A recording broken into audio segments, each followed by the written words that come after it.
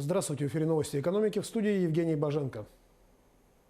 Федеральная антимонопольная служба усилила контроль за ценами на бензин в регионах России и на данный момент возбудила ряд антимонопольных дел. Об этом сообщили в пресс-службе ведомства.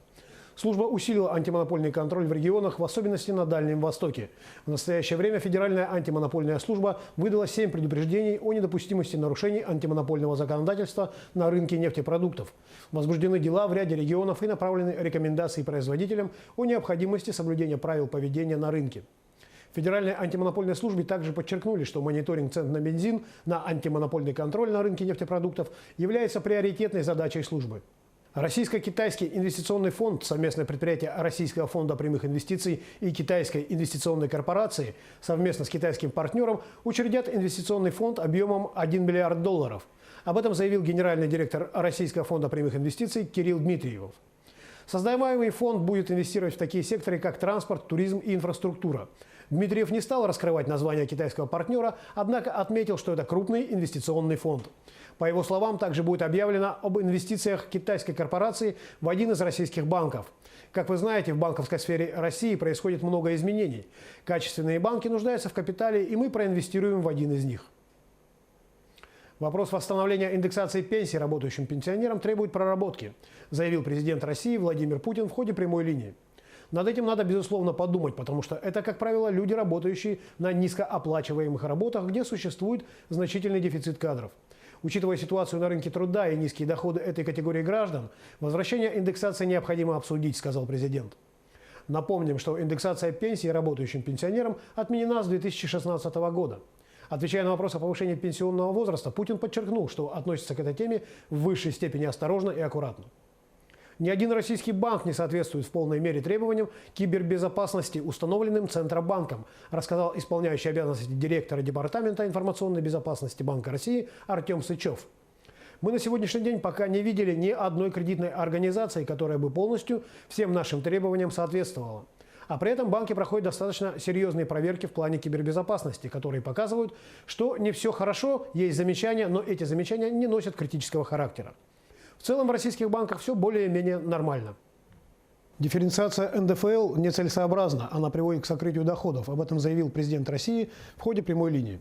Напомним, что на сегодня налог на доходы физических лиц в стране составляет 13%, независимо от уровня дохода. Путин пояснил, что, по его мнению, практика прошлых лет показала, что часть граждан, которые получают более высокие доходы, начинают различными способами скрывать эти доходы. Там начинаются сразу дополнительные зарплаты в конвертах и так далее. То есть фискальный результат почти нулевой, а шума много.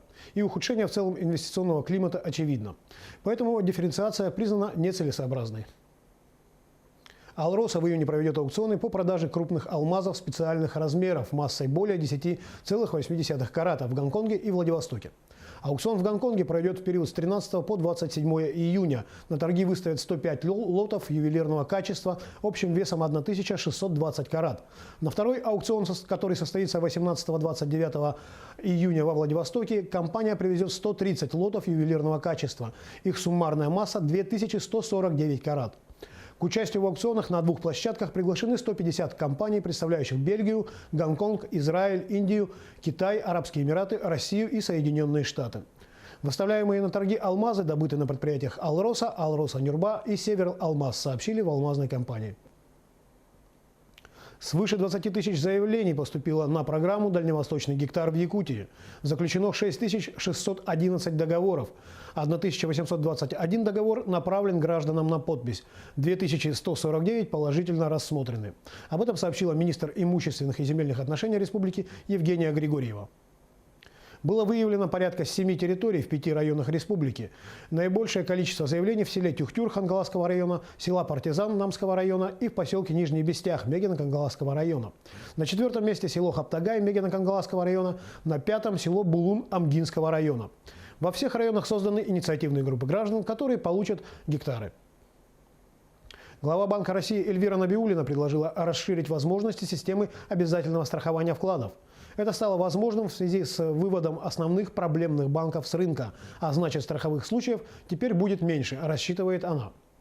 Мы считаем целесообразным увеличить сумму страхового возмещения в тех ситуациях, когда вкладчик объективно не мог управлять риском. Более того, в социально чувствительных ситуациях, когда получено наследство, продается или покупается квартира, получены страховые выплаты и социальные пособия, и суммы на счете скапливаются свыше 1 миллиона 400 тысяч рублей. В агентстве по страхованию вкладов сообщили, что порог возмещений в особых ситуациях может быть увеличен даже до 10 миллионов рублей, если средства на счету находились не более 3 месяцев. Вступили в силу поправки в Гражданский кодекс, которые описывают договор условного депонирования – escrow. Этот договор будет использоваться при покупке строящегося жилья. Суть его в том, что одна сторона передает имущество на хранение escrow агенту на срок не более 5 лет для передачи другому лицу. В сделке с использованием счета escrow покупатель передает деньги не застройщику, а банку, который хранит их у себя и передает строительной организации оплату только после ввода дома в эксплуатацию и выдачи дольщику ключей. Новый механизм финансирования строящегося жилья должен решить проблему обманутых дольщиков. Ведь деньги останутся в банке с самого начала строительства и до введения дома в эксплуатацию, что будет стимулировать застройщика завершить работу. В Фонд национального благосостояния по итогам 2018 года будет зачислено 2 триллиона 200 миллиардов рублей, заявил первый вице-премьер и министр финансов Российской Федерации Антон Силуанов, выступая в Государственной Думе.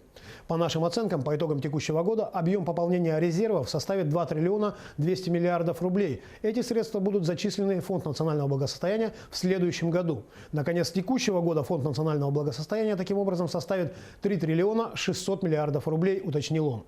Как в среду сообщил Минфин Российской Федерации, объем Фонда национального благосостояния по итогам мая составил 3 триллиона 928 миллиардов.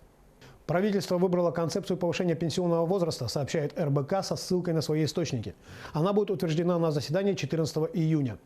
За основу Кабинет министров принял вариант увеличения пенсионного возраста для мужчин до 65 лет, для женщин до 63. Возможен и более щадящий вариант для женщин – выход на пенсию в 60 лет. Напомним, сейчас мужчины выходят на пенсию в 60 лет, женщины в 55. Роскачество исследовало самое популярное в России молоко жирностью 3,2% и выше. Организация также подготовила рекомендации, на что нужно обратить внимание, чтобы выбрать хорошее молоко. Первое место по степени полезности, конечно, у пастеризованного молока. Затем идут ультрапастеризованное и стерилизованное. При этом срок годности, наоборот, самый короткий у пастеризованного. Если хотите выпить молоко в ближайшие дни, покупайте пастеризованное. Планируете везти его на дачу, тогда остановите выбор на ультрапастеризованном и стерилизованном, говорится в сообщении Роскачества. При этом упаковка молока должна быть без повреждений и желательно непрозрачной, отмечают эксперты. На этом все. Оставайтесь в курсе экономических событий на Якутия 24.